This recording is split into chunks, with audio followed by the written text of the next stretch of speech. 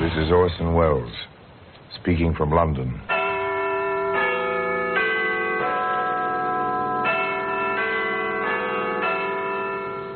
The Black Museum, a repository of death. Here in the grim stone structure on the Thames, which houses Scotland Yard, is a warehouse of homicide, where everyday objects, a picture frame, a wicker chair, a telephone directory, all are touched by murder.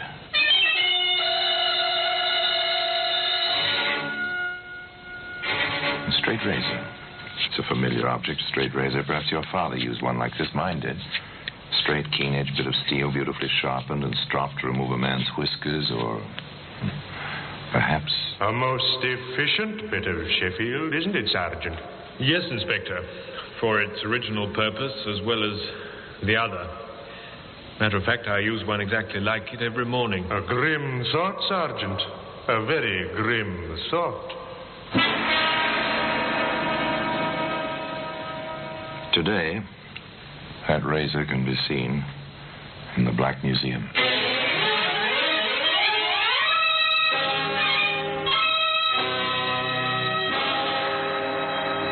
From the annals of the Criminal Investigation Department of the London Police, we bring you the dramatic stories of the crimes recorded by the objects in Scotland Yard's Gallery of Death, the Black Museum.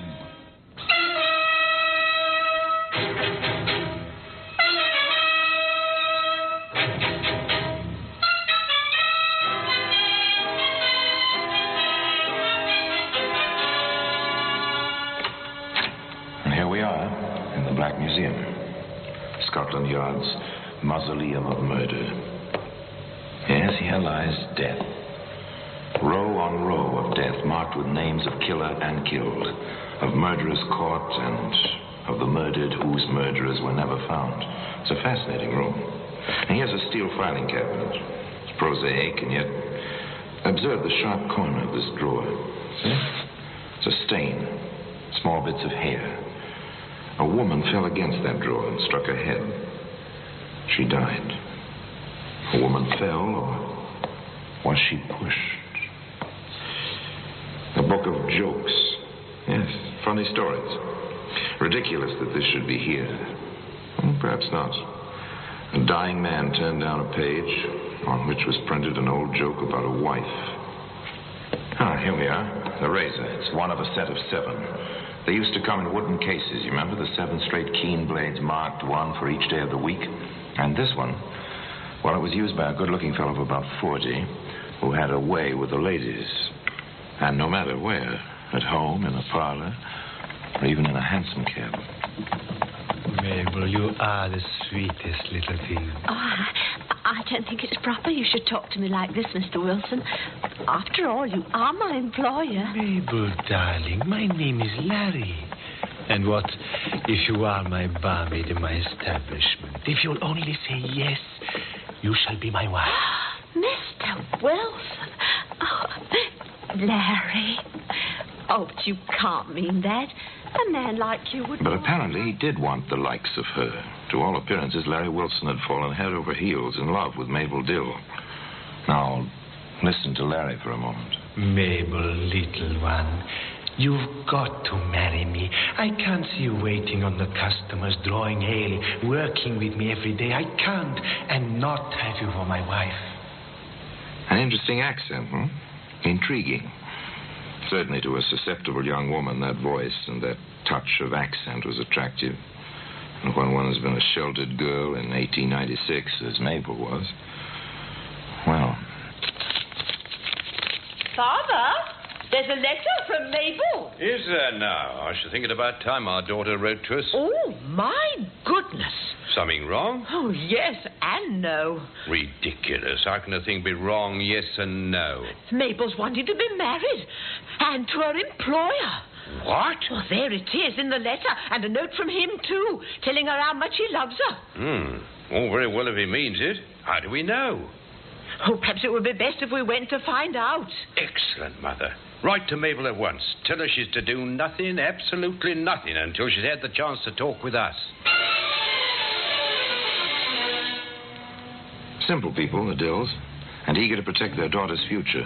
So off they went, bag and baggage, to the Statue Tavern. A pub, in fact, owned by Larry Wilson, where Mabel was tending bar. My word, it's a party, isn't it? Looks like a wedding party to me. Oh, must be there's a bride somewhere. Oh, there she is. It's Mabel. Here, now, my girl, what's the meaning of this? Oh, Dad. Oh, Dad.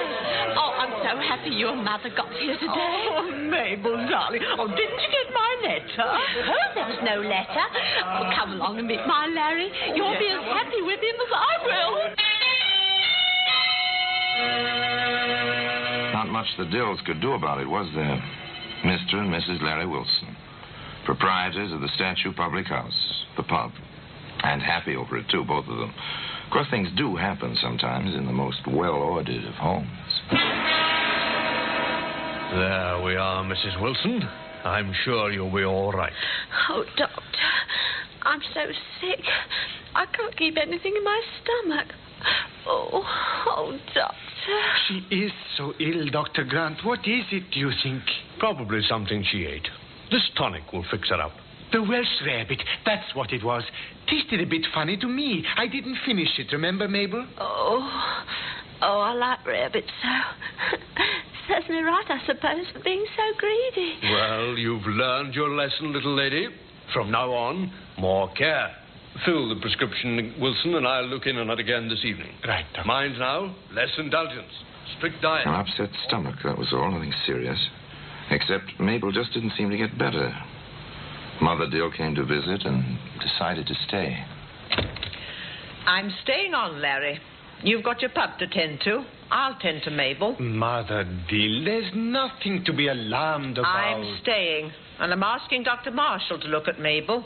Who's he? My family doctor. Known Mabel for 10 years. Are you suggesting, Mother, that I'm not providing properly for my wife or giving her the best of care? I'm not suggesting anything, Larry, except that you have to worry about so many things, and I have nothing to do but take care of my daughter. I cannot allow it. A man's first duty is to his wife. More, I'm properly qualified. I can take care of her far better than... Larry, I will not be put off. As for your qualifications, well, really, a barber is no doctor, even though some people permit barbers to bleed them. Are you trying to insult me and drive me away from my wife? The truth can be insulting, I suppose. However, from what Mr. Dill and I know, your care of your first 2 wives didn't work out so well. What with both of them dead and buried these 3 years. There was no arguing with Mrs. Dill. Her child was suffering, and she intended to have her way, and she did. Dr. Marshall came in consultation with Dr. Grant. It puzzles me. It does, really. You can see my position, Marshal. I've done everything the symptoms seem to call for. Nothing helps. Well, we'll see. Meanwhile, if we can get her to take some nourishment, the poor child's just wasting away. I've known her take... Of course, this was 1896, remember. There are no methods yet, such as a series of gastrointestinal tests or a basic metabolism test or any other of the modern means to determine the cause of intestinal ailments. The doctors had to work by observation and an occasional chemical reaction. In the case of Mabel Dill Wilson, it was tragic indeed. Larry. Larry. He's downstairs, darling. Mother's here. I want Larry. Oh, it's Larry. I'll call him, dear. Larry! Will you leave the bar and come upstairs? Larry! Larry Wilson came upstairs, and quickly, 2 at a time, he raced up the stairs and entered his wife's room. Is that you, Larry? Yes, sweetheart, it is. I waited for you, Larry. Goodbye, darling. Mabel, darling. You took good care of her, Mother Dill. Excellent care, I must say.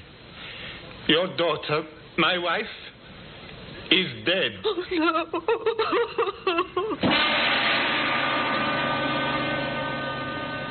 The child bride was dead, no doubt about it.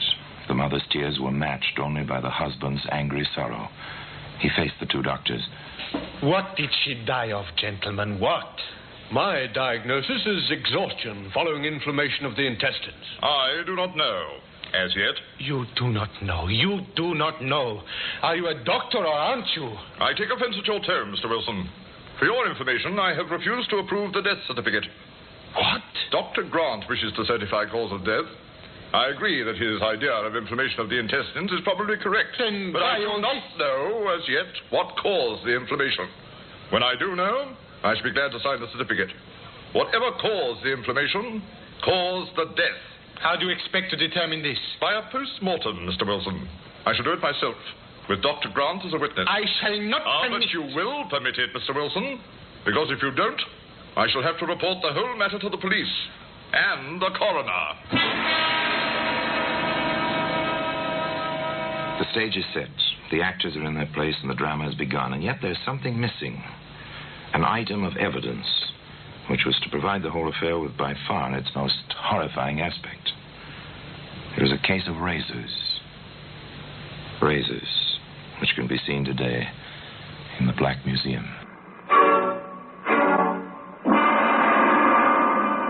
In just a moment, we will continue with The Black Museum, starring Orson Welles.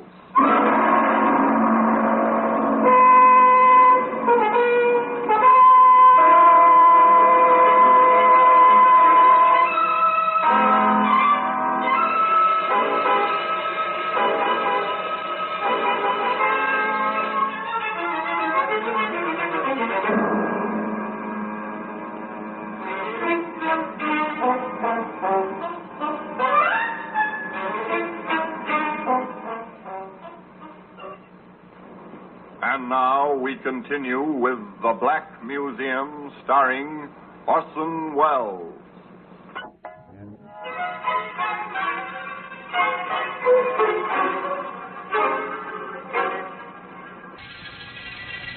The two doctors and the mortician took what remained of poor little Mabel to Dr. Marshall's surgery. There they did what was considered necessary and made their analysis. Shortly after, Dr. Marshall wrote out his report. And as a result of my analysis, it is my opinion that there is definite suspicion of arsenical poisoning. With that report and Dr. Grant's concurrence, there was nothing to be done but report the matter to the coroner and to the police. How certain are you, Dr. Marshall, that there is a large quantity of arsenic in the body? As certain as I can be, Inspector, without being a specialist in criminal toxicology. Have you preserved the necessary items, Doctor? Contents of the stomach and so on? I have. In sealed jars, initialed by both Dr. Grant and myself. Very well.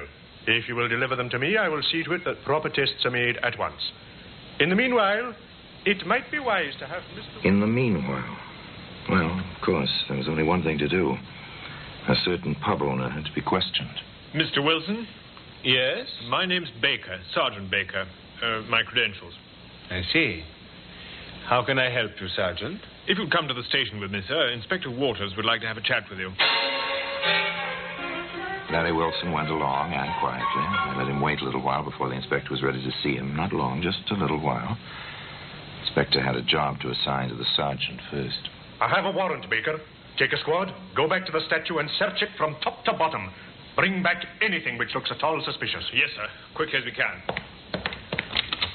All right, Mr. Wilson. Inspector Waters will see you now. Thank you, Sergeant. How do you do, Inspector?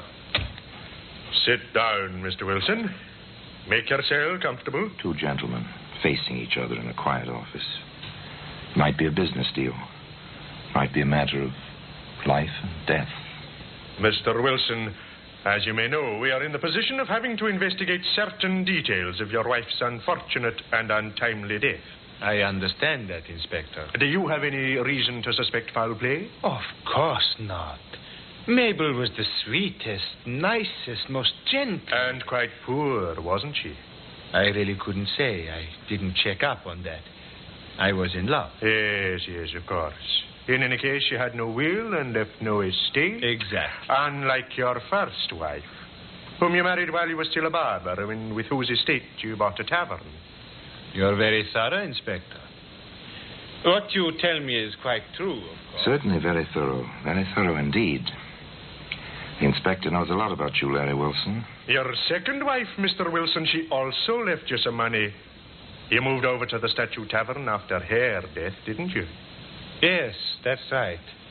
couldn't abide the old place with Belle passed on. You are sentimental, Mr. Wilson. You left the trade of barber after the other one. What was her name? Daisy was her name. Yes, I did leave the trade. May I ask when you came to this country, Mr. Wilson? In 1888. Why? Oh, routine check. We found a record of your passport in 1890 for a trip to America. You came back within a year and, of course, it had been noted that you were not born in the British Isles. That's right. And then your name is not Wilson, is it? I wasn't born Wilson. My father's name in the old country was Wilmets. I anglicized it. An interesting idea, Mr. Wilson. There was more, much more. 2 hours of it. When they were about finished, the inspector had a detailed life history of Mr. Larry Wilson. Of course, there were a few open areas. 1889? Do you know, Inspector, I have practically no memory of that year. I was learning my trade then, I guess. No time for the kind of events which make memories. And then there was 1891. I had to reestablish myself after I came back from the States. Took some time. It was in 92 I married Daisy. And stayed married to her until she died in 94. And then married Belle, who passed along in 95. And now it's 96. And... Well, we found one thing. Oh, excuse me. I didn't know you were still here, Mr. Wilson. That's perfectly all right, Sergeant. I was just about to go. What have you there, Sergeant? A case of razors, sir. What? But those are mine. Yes, they are. I dare say the sergeant found them in your bathroom. He's been busy with a search warrant, you see. Yes, I begin to see a lot of things, including the reasons behind my being kept here. Is my mother-in-law in on this? On the contrary, she knows nothing yet. Where did you find those razors, Sergeant? Hidden, sir. Hidden in the bin on top of a spare bedroom closet, sir. Thank you, Sergeant. Very well, Inspector. While you're on your way, Sergeant, will you escort Mr. Wilson to his room? Of course. What's the idea? Are you arresting me? Not at all, Mr. Wilson. Not yet, at any rate. We're detaining you temporarily on suspicion, sir. Suspicion of what? I'll let you know in 24 hours, Mr. Wilson. That's the limit the law allows. After that, of course, I shall have to prefer charges of some sort, but by then the toxicologist will have reported. Won't he, Sergeant? The inspector was puzzled. Here was a possible case involving poison, and the suspect had hidden his razors where only an unreasonably thorough search might turn them up. It didn't fit. The inspector filed the fact in the back of his mind, turned to other things. The toxicologist report is in, Sergeant. The girl was poisoned, all right, but not with arsenic. Her body was full of antimony. We'd better charge Wilson or he'll be out of our clutches before we know it. So, they entered a charge against Larry Wilson. Larry Wilson, you are under arrest on a charge of willful murder. I must warn you, anything you say may... And then they proceeded to do a little more digging, both figuratively and literally. I want an exhumation order, Sergeant, for the bodies of the first and second Mrs. Wilsons. Of course, they found it there, too. The laboratory report, sir. Both the women were poisoned with antimony.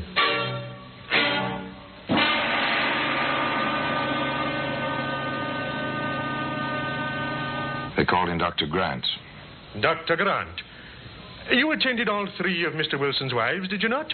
Yes, I did. And you made out the death certificates in the first two instances? I did. And in both cases, you stated that the cause of death was exhaustion following severe retching brought on by intensive inflammation of the intestines. I did. But you didn't consider these facts at all suspicious? Why should I have? I've seen many such cases. Fatal cases? No, not fatal. However, with the symptoms in all the cases so remarkably alike, they were alike, weren't they? Definitely. Oh, most definitely. Now that you mention it, Inspector, the whole thing does seem a trifle too coincidental, doesn't it?